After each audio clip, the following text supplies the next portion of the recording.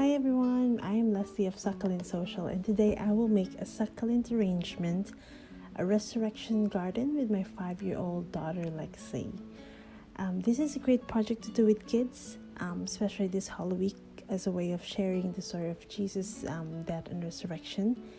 And for this project, we used mostly broken materials and imperfect succulents to share the message that we do not need to be perfect.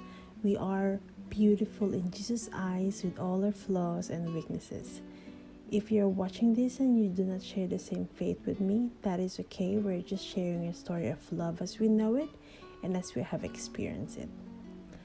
We will use an old black pot which has been lying in our garden. Not perfect because it has a cheap portion, but nonetheless this will be great for our arrangement. We also have a few succulents on the table which we will use. They are common succulents, not the rare ones, but they will look beautiful in our pots.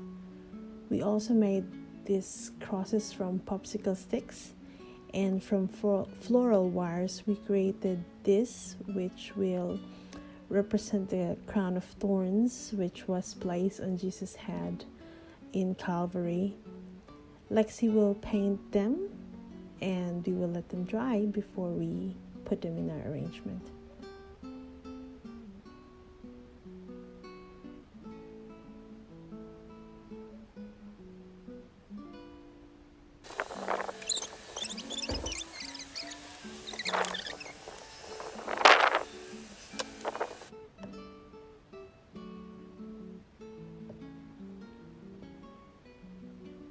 We are also using the broken terracotta pot, which will represent the tomb where Jesus' body was laid. We will paint it brown, and Lexie was told to be careful with the crack.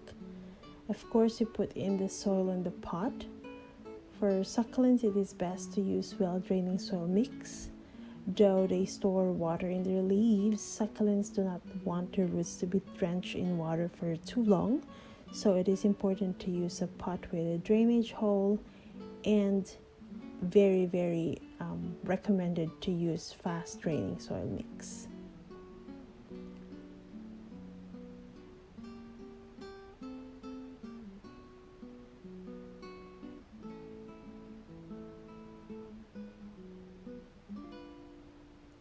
Alright, so the first plant that we will put in is the sedum kimnichi, which has been growing wildly in the ground. They usually grow upwards, but this is going sideways and not as how it should be, but I think it's exactly what we want for our pot today.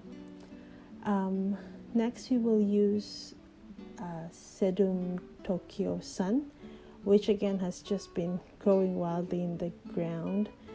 We will leave a space in the middle as it will serve as a pathway to the tomb. And on this side, we will put our sedum Tokyo Sun. As we place it in the soil, we just make sure that they are properly anchored and the roots are all covered with soil.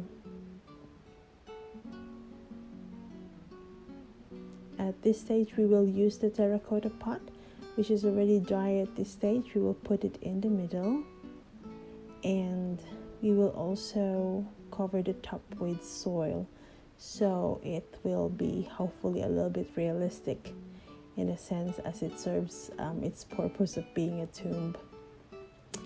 And then on the top we will just add this bunch of forgotten sedum brevifolium. I think that's the name. There are just so many varieties that they look the same, so I may be wrong with the name. They are underwatered and already full of aerial roots, but that is okay. We will just put it on top, and it will cover the top of the tomb.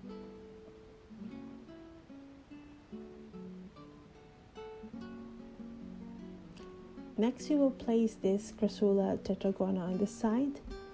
They have been lacking in sun exposure, and they have already turned a bit leggy and elongated. So that is when they're not exposed to sun, they turn elongated. but they look like trays, so they will give height to our arrangement.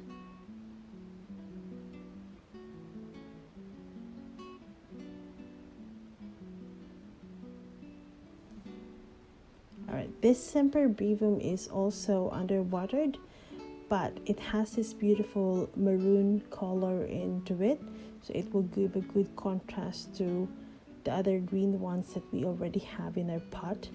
They have a lot of dried leaves at the bottom, so we will remove those first before planting them into the soil. Our next succulent is Ionium haworthii, which is one of the most common succulents you will ever find.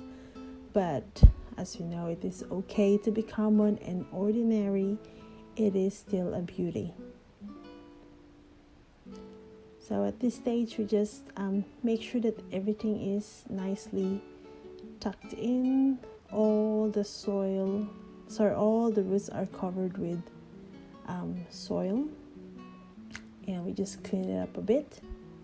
I will just be putting more soil at the bottom, at the back, because that will be like a hill where we put the crosses.